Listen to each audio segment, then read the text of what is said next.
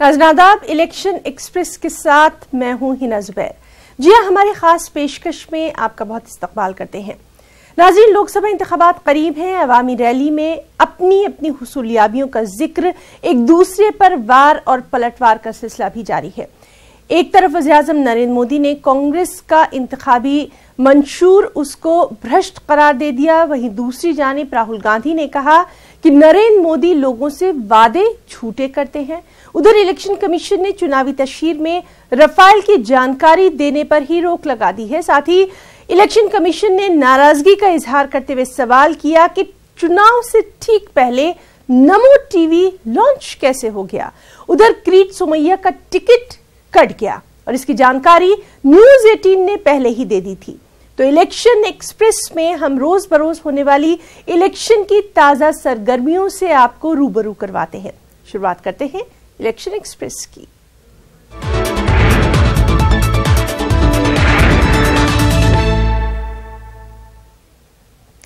एक तरफ वज़ीर-ए-आज़म नरेंद्र मोदी ने कांग्रेस के इंतखाबी मंशूर को भ्रष्ट करार दे दिया। दूसरी जानिब राहुल गांधी ने कहा कि नरेंद्र मोदी लोगों से झूठे वादे करते हैं।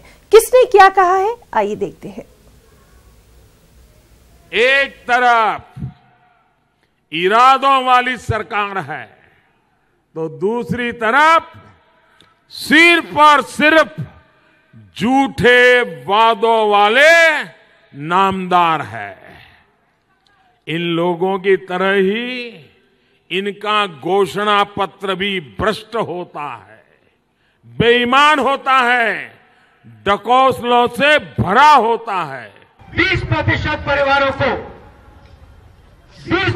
परिवारों को 5 साल में 3,60,000 रुपए देने की गारंटी हमारी। हमने ये अनाउंस किया, आपने चौकीदार का चेहरा देखा होगा, हिल गया।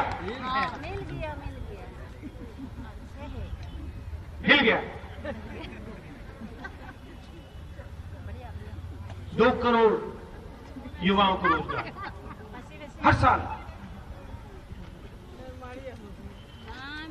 मेरा नाम नरेंद्र मोदी है, मुझे एक प्रधानमंत्री बना दो।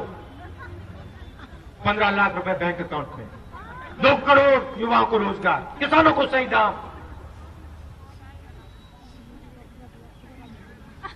जो भी मांगो। वहीं नमो टीवी पर इलेक्शन कमीशन नाराज नजर आ रहा है। इलेक्शन कमीशन का कहना है कि चुनाव से पहले नमो टीवी कैसे लॉन्च हो गया। ईसी ने वजारत इत्तलात और नशरियात से इस सिलसिले में जवाब भी तलब किया है। आपको बताएं कि आप और कांग्रेस ने ईसी से इस सिलसिले में शिकायत की थी। याद रहे कि 31 मार्च को नमो टीवी लॉन्च हुआ था। इसमें पीएम मोदी और बीजेपी की तशहीर हो रही है। इस पर अपोजिशन पार्टियां कई तरह के सवालात भी उठा रही हैं।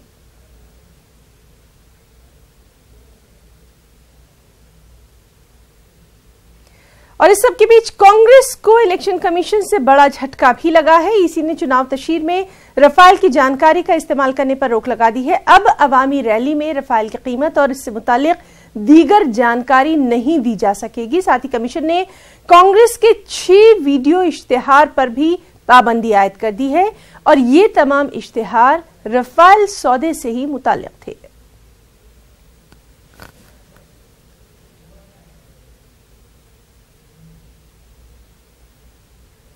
मशहूर अदाकार राजपाल यादव ने दिल्ली कांग्रेस सदस्य शीला दीक्षित से उनकी रिहायशगाह पर मुलाकात की है। राजपाल यादव कांग्रेस में शामिल होना चाहते हैं।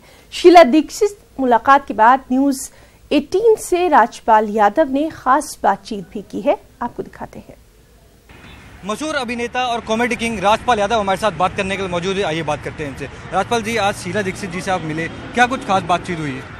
नहीं, मैं दिल्ली आता हूँ तो हमेशा ये सबसे मिलते ही रहता हूँ और शीला दीदी का बर्थडे था तो उनको विश करने के लिए मिला था।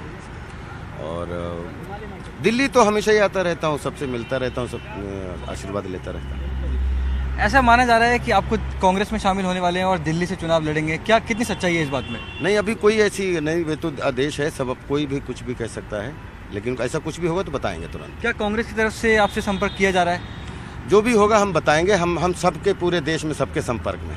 जी बड़े बहुत बहुत धन्यवाद। तो ये थे राजपाल यादव जिन्होंने कहा जो भी होगा तो हम मीडिया को सबसे पहले बताएंगे। कैमरामैन जगदीश गौतम के साथ मैं मृदुल, न्यूज़ 18 नई दिल्ली। कांग्रेस लीडर प्रियंका चतुर्वेदी ने नरेंद्र मोदी की तनकीद करते हुए कहा कि कांग्रेस के इंतखाबी मंशूर पर बोलने से पहले अपने किए हुए वादों को याद कर लिया जाए। प्रियंका ने कहा कि बीजेपी हुकूमत ने खोखले विकास और जुमलों पर पूरे 5 बरस गुजार दिए। और प्रियंका चतुर्वेदी से न्यूज़ 18 नुमाइंदे ने खास बातचीत की। कांग्रेस प्रवक्ता प्रियंका चतुर्वेदी हमारे साथ है बात करने के लिए। प्रियंका जी, मैनिफेस्टो कल आप लोगों ने जारी की, आज पीएम मोदी उस मैनिफेस्टो का कहीं ना कहीं उस पर अपनी प्रतिक्रिया दे रहे हैं। वो कह रहे हैं कि ढकोसला है, जो वादे कांग्रेस ने किए वो कभी पूरे नहीं होंगे। जो ढकोसले के सरदार हों, झूठ के बादशाह हों और जुमलों से पूरी अपनी 5 साल की सरकार चलाई हो, वो दूसरों के घोषणा पत्र पे टिप्पणी करते हैं तो हास्यास्पद लगता है। नरेंद्र मोदी जी ने जो वादा खिलाफी की है आज वो अपनी जगह घोषणा पत्र में पाते हैं, कांग्रेस पार्टी के घोषणा पत्र में पाते हैं।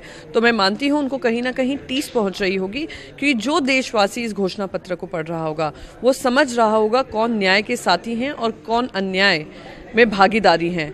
प्रधानमंत्री नरेंद्र मोदी हो, उनका पूरा मंत्रिमंडल हो, वो अन्याय के भागीदारी हैं। देश के साथ अन्याय हुआ है, किसानों के साथ हुआ है, महिलाओं के साथ हुआ है, बुजुर्गों के साथ हुआ है, युवाओं के साथ हुआ है और भ्रष्टाचार की वजह से देश की जो सुरक्षा है उसके साथ हुआ है। अगर मुल्क को बचाना है तो फिरका परस्त ताकतों को हराना है। सियासी हालात तब्दील होने के साथ साथ लोगों में इलेक्शन के लिए जोश व खरोश बढ़ता जा रहा है, लेकिन हैरत अंगेज तौर पर बज़ाहिर बीजेपी के मुखालिफ नजर आने वाले लोग किसके तरफदार हैं ये अभी तक वाज़ेह नहीं हो पाया है, यानी पिक्चर अभी तक क्लियर नहीं हो पाई है। हम आपको दिखाते हैं लखनऊ से तारिक कमर की ये रिपोर्ट।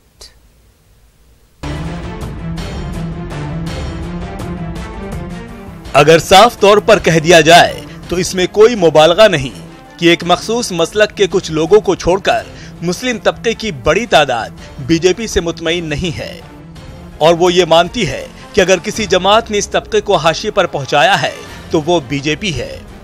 अहम बात यह है कि एक बार फिर खुद को अक्लमंद समझने वाली अकलियत सियासी गुमराही का शिकार है। इसे ये तो एहसास है कि किसे हराना है, लेकिन ये मालूम नहीं कैसे हराना है और किसको जिताकर किसे हराया जा सकता है। एक बेसिमती है, बेरहरवी है, ये बेशऊरी है और गुमराही है जो अकलियत के लोगों को तसब्जुब और पसोपेश में रखे हुए है। हालात ऐसे बनाए जा रहे हैं सारी पार्टीज की तरफ से कि मुसलमानों का वोट इस बार फिर डिस्ट्रीब्यूट हो, कहीं आधा कहीं जाए आधा कहीं जाए और जिससे दूसरे लोगों को फ़ायदा हो। और जहाँ तक मुसलमानों के लीडरों का ताल्लुक़ है या मुसलमानों की जो हमारी तंजीमें हैं या हमारे लोग हैं उनके जो हमारे सरपरस्त हैं या हमारे लीडर हैं उनका जहाँ तक ताल्लुक़ है उससे भी कन्फ्यूज़न ही पैदा किया जा रहा है या हमारी जो तंजीमें हैं वो भी खुल के सामने नहीं आ रही हैं। मौलवियों की अपील का लोगों पर कोई असर नहीं। जाती मफाद और मिल्लत फरोशी ने बेशतर मौलवियों के किरदार ही मशकूक कर दिए हैं। आलम यह है कि सियासी दिलचस्पी रखने वाले मौलवियों का नाम सुनते ही वोट देने की तो बात ही क्या, लोग लान तान करने लगते हैं। तो अब जाहिर सी बात इसी तरीके से हम सियासत में जो है कौम के नाम पर और गरीबों के नाम पर, इनके नाम पर, उनके नाम पर, वोट के नाम पर वो सौदेबाजी कर रहे हैं और अपना ईमान जो है वो चंद सिक्कों की खातिर जो है वो बेचे हुए हैं। पहले ये माना जा रहा था कि कांग्रेस बीजेपी की नाकामियों का भरपूर फायदा उठाएगी, लेकिन बज़ाहिर हालात बिल्कुल बरअक्स नजर आते हैं। बशमूल डॉक्टर अम्मार रिजवी कांग्रेस के कई सीनियर लीडर हक तलफियों के सबब नाराज हैं, इस्तीफा देने की सोच रहे हैं। एक ऐसे माहौल में जब मैदान में सियासी जंग की तैयारी होनी चाहिए थी, कांग्रेसी दाखिली इंतशार में उलझे हुए हैं। ये एक नाकाबिले फरामोश सच्चाई है, भले ही कांग्रेस यूथ इससे इत्तेफाक ना कर सके। हमारे यहाँ तो वरिष्ठता को हमेशा सम्मान दिया गया है। आप देखिए, डॉक्टर मनमोहन सिंह से हमने पहले पूछा और हमें आपने ऑफर किया है कि आप चुनाव लड़िए, आइए। पंजाब से कैप्टन अमरिंदर सिंह साहब ने भी कहा और राहुल गांधी जी ने भी कहा। कुछ लोगों को हो सकता है कोई शिकायत हो तो निश्चित तौर पर उनकी शिकायतों को हमारा केंद्रीय नेतृत्व और राजकीय नेतृत्व गंभीरता से विचार करेगा। हमारे यहाँ बड़ों का सम्मान करना संस्कार है। उलमाए किराम, सियासी रहनुमा और सियासत में दिलचस्पी रखने वाले मिल्ली व समाजी कारकुन कुछ भी कहें, लेकिन आम मुसलमान परेशान है, पसोपेश में है। और ये पसोपेश इस बात का वाज़ेह इशारा है कि इस बार भी मुस्लिम वोट बैंक की तकसीम को रोकने की मुस्तहकम कोशिशें नहीं हो रही हैं। लखनऊ से तारिक कमर की रिपोर्ट। एक तरफ वज़ीर-ए-आज़म नरेंद्र मोदी ने कांग्रेस के इंतखाबी मंशूर को भ्रष्ट करार दिया, दूसरी जानिब राहुल गांधी ने कहा कि नरेंद्र मोदी लोगों से झूठे वादे करते हैं। एक तरफ इरादों वाली सरकार है तो दूसरी तरफ सिर्फ और सिर्फ झूठे वादों वाले नामदार है। इन लोगों की तरह ही इनका घोषणा पत्र भी भ्रष्ट होता है, बेईमान होता है, डकौसलों से भरा होता है। 20% परिवारों को 5 साल में 3,60,000 रुपए देने की गारंटी हमारी। हमने ये अनाउंस किया, आपने चौकीदार का चेहरा देखा होगा, हिल गया।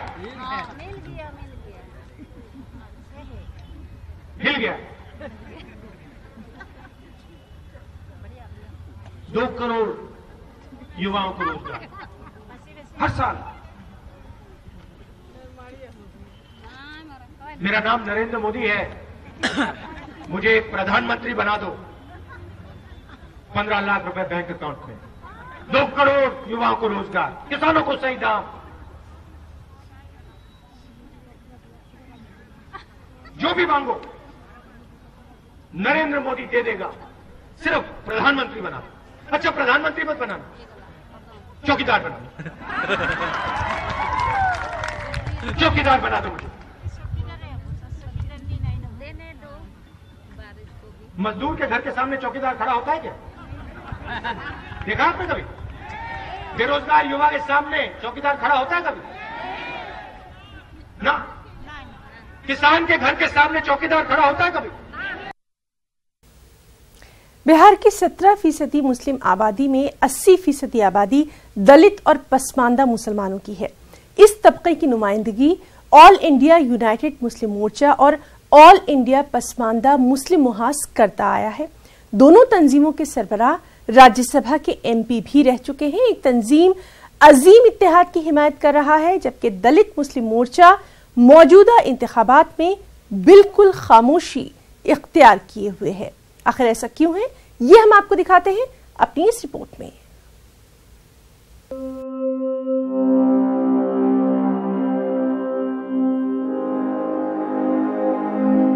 बिहार में 17% आबादी मुस्लिम वोट रोकी है। इसमें दलित और पसमानदा तबका अक्सरियत में है, लेकिन मुसलमानों के दलित तबके को न ही आईन की दफा 341 के तहत रिजर्वेशन मिल सका है और न ही इनके बुनियादी मसाइल हल हो सके हैं।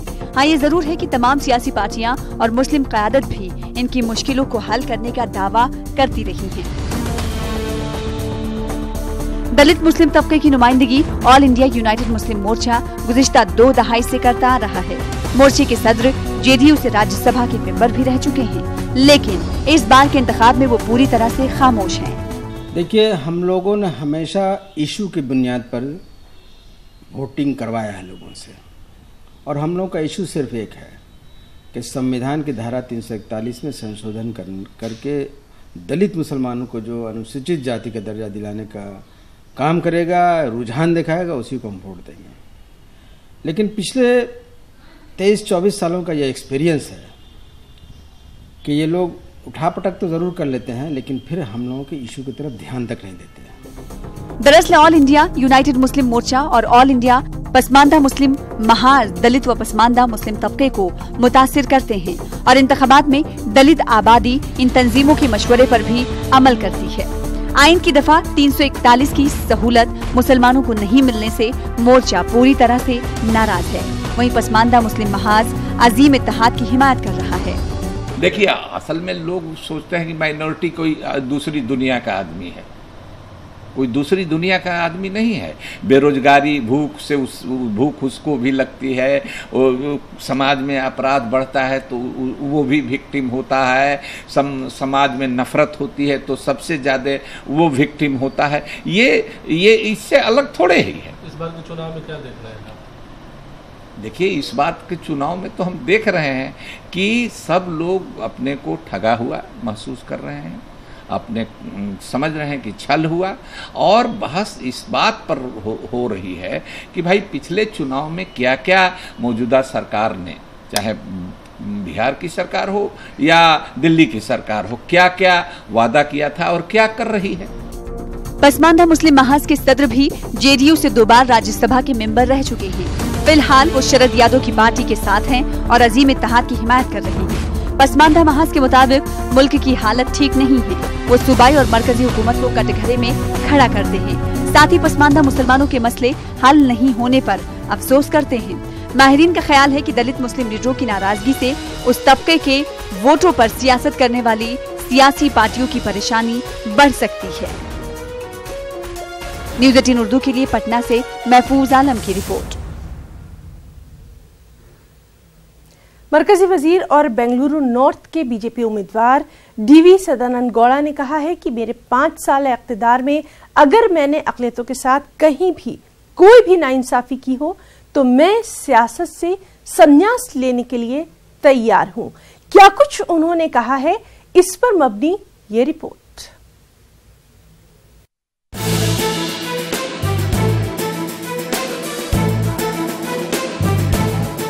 बेंगलुरु में बीजेपी पार्टी अक़लियतों का भरोसा हासिल करने की कोशिश कर रही है।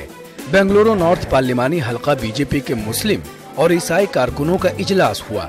कन्नड़ के मारूफ फिल्म अदाकार बीजेपी लीडर जग्गेश ने कहा कि वजीर आजम नरेंद्र मोदी ने मुल्क की तरक्की के लिए मुसलमानों को एक हाथ में कुरान और एक हाथ में कंप्यूटर लेकर आगे बढ़ने का पैगाम दिया है।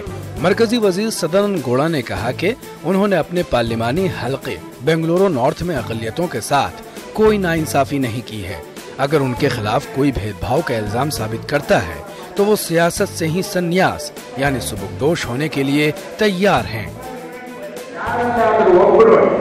ಸದಾನಂದ ಗೌಡರು ಜಾತಿವಾದ ಮಾಡಿದ್ದಾರೆ, ನಾವು ಹೋದಾಗ ನಮ್ಮಲ್ಲಿ ಪ್ರೀತಿಯಿಂದ ಮಾತಾಡಿಲ್ಲ, ನಮ್ಮ ಕೆಲಸ ಮಾಡಿಲ್ಲ ಅಂತ ಹೇಳುವಂತ ನೀವು ತೋರಿಸ್ಕೊಂಡ್ರೆ ನಾನು ರಾಜ್ಯಕ್ಕೆ ಸನ್ಯಾಸ ಮಾಡ್ತೇನೆ, ನಾನು ರಾಜ್ಯಕ್ಕೆ ಸನ್ಯಾಸ ಮಾಡ್ತೇನೆ, ಇವತ್ತು ನಾವು ಮಾಡ್ಕೊಂಡು ಬಂದಿದ್ದೇವೆ।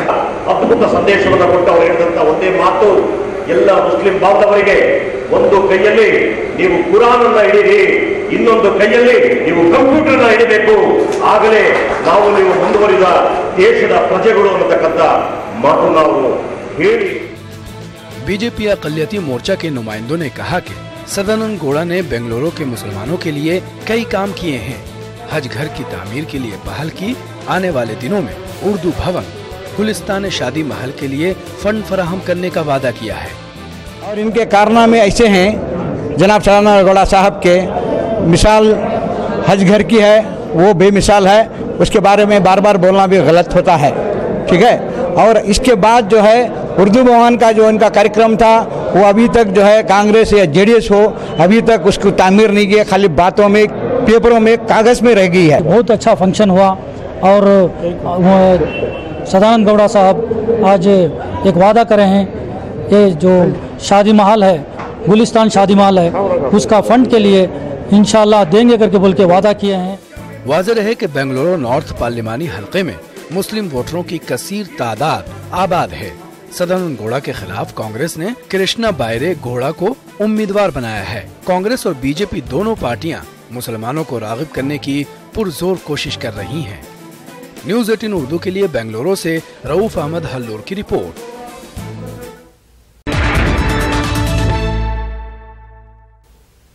इलेक्शन एक्सप्रेस में आगे बढ़ेंगे। शुमाल मशरक़ी मुंबई से मनोज कौटिक को लोकसभा का टिकट मिला है और किरीट सोमैया का टिकट कट गया है।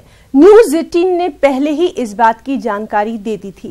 शिवसेना किरीट सोमैया को टिकट देने की लगातार मुखालिफत करती आ रही थी। किरीट सोमैया लगातार उद्धव ठाकरे और शिवसेना पर हमले कर रहे थे, जिसकी वजह से शिवसेना नहीं चाहती थी कि किरीट सोमैया को इस बार टिकट दिया जाए।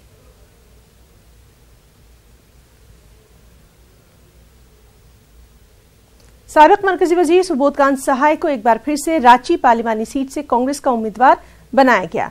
पार्टी आलाकमान के इस फैसले से सुबोधकांत सहाय ने मसरत का इजहार किया। वहीं सुबोधकांत सहाय को उम्मीदवार बनाए जाने से पार्टी कारकुनों और अक़लियतों में भी खुशी देखी जा रही है। वाज़ेह है कि कांग्रेस ने अब तक अपने 3 उम्मीदवारों के नामों का यहां पर ऐलान कर दिया है। हम उनसे बात करते हैं। सर, कितनी खुशी है और क्या उम्मीदें? मैं अपने हाईकमांड का आभारी हूं कि उन्होंने हमारे ऊपर विश्वास किया है और उम्मीद करता हूं कि मैं खरा उतरूं। ये जो चुनाव हो रहा है ये मूलतः देश बचाओ, संविधान बचाओ, जनतंत्र बचाओ है। हम ये चीज़ों के खिलाफ लड़ाई लड़ेंगे। आज इन्होंने एक नया परिभाषा कर दिया। पूरा जीवन विपक्ष की राजनीति करने वाले ने नया परिभाषा कर दिया कि जो मोदी के खिलाफ बोला वो देशद्रोही हो गया। क्या देश में संविधान खत्म हो गया? और वर्करों में बहुत खुशी है, माइनॉरिटीज़ में भी बहुत खुशी है। माइनॉरिटीज़ के लोग चूँकि सुबोध भैया से शुरू से ही जुड़े हुए रहे और आज वर्कर का मनोबल पूरा हाई हो गया है और हम लोग इंशाअल्लाह ताला इस चुनाव को एकदम युद्ध के रूप में देख रहे हैं।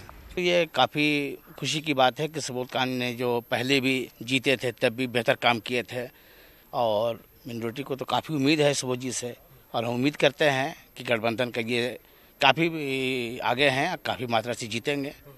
गठबंधन का ये बेहतर फैसला है कि सुबोध जी को रांची लोकसभा से उम्मीदवार बनाया गया है। इस वक्त मुल्क में लोकसभा इंतखाबात की तैयारियां जोर शोर से जारी हैं। इस मौके पर इंतजामिया और पुलिस भी पूरी तरह से चाको चौबंद नजर आने लगे हैं। जगह जगह जारी नाकेबंदी के दौरान पुलिस ने अब तक कई जराइम पेशा अफराद और जुर्म करने के लिए इस्तेमाल होने वाले असलहे को जब्त किया है।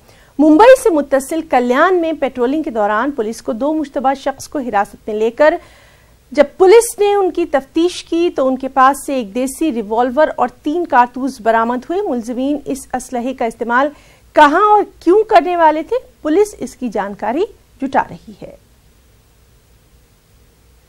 जो अभी आचार संहिता जो चल रही है उसके दरमियान हम नाकाबंदी कर रहे थे और जो मोटरसाइकिल पर आने वाले जो नौजवान युवक है जो भारी मात्रा में फास्ट गाड़ी चलाते हैं उसके ऊपर कार्रवाई कर रही थी। उसके दरमियान हमने एक डाउट आया तो उसका हमने आंख झटकी लिया। फिर आंख झटकी कि इसमें एक तमंचा और 3 जिंदा कारतूस मिले। फिलहाल तो अभी को उन्होंने क्यों लाया था, उसका मकसद क्या था, अभी चौकसी के दरमियान सब पता चलेगा। औरंगाबाद पार्लिमानी हलके से वंचित बहुजन अखाड़ी और MIM के मुश्तरका उम्मीदवार इम्तियाज जलील की भड़कल गेट से रैली निकाली गई। इस रैली में हजारों की तादाद में वंचित अघाड़ी के कारकुन और लीडरों ने शिरकत की। इस मौके पर बड़ी तादाद में आम लोग भी रैली में शरीक हुई। ये रैली शहर के मुख्तलिफ रास्तों से होती हुई गांधी पुतले तक पहुंची, जहां से MIM वंचित अघाड़ी के उम्मीदवार इम्तियाज जलील और MIM के लीडर कलेक्टर ऑफिस पहुंचकर पर्चा नामजदगी इन्होंने दाखिल किया। इस मौके पर औरंगाबाद की तारीख में एक बार फिर दलित मुस्लिम इत्तेहाद का मुजाहरा देखने को मिला और हजारों की तादाद में दलित मर्द व खवातीन ने इस रैली में शिरकत की।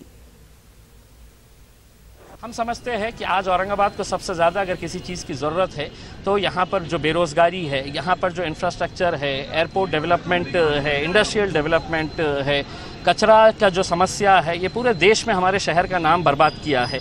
लेकिन हकीकत ये है कि ये जो बैठे हुए हैं महानगर पालिका में, यही शिवसेना वाले हैं। जो खासदार साहब पिछले 20 साल से बैठे हैं, इनका सिर्फ एक ही धंधा चलता रहा, कचरे में से कुछ पैसा मिलता क्या, पानी में से कुछ पैसा मिलता क्या, सड़क बनाने में से कुछ कमीशन मिलता क्या। तो ये जो धंधे, एक संस्कृति इन्होंने महानगर पालिका के अंदर और औरंगाबाद के अंदर शुरू रखी थी कि जनता जाए भाड़ में, अपने को क्या मिलता है ये। अब हम उनको क्या देने वाले हैं, 20 साल हो गया है, अब ये रेजिग्नेशन लेटर लो और घर पे जाके सो जाओ। हल्का लोकसभा गुलबर्गा से बीजेपी उम्मीदवार डॉक्टर उमेश जाधव ने आज अपना पर्चा नामजदगी दाखिल किया। इस मौके पर निकाली गई बीजेपी रैली में हजारों लोगों ने शिरकत की। हल्का लोकसभा गुलबर्गा से बीजेपी का मुकाबला कांग्रेस के कदावर लीडर मल्लिकार्जुन खड़गे से है और ऐसे में बीजेपी गुलबर्गा में अपनी पूरी ताकत झोंक रही है।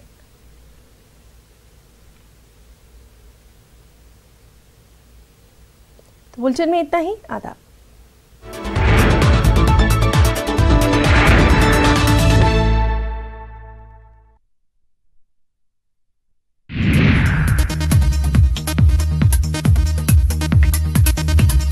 Waters,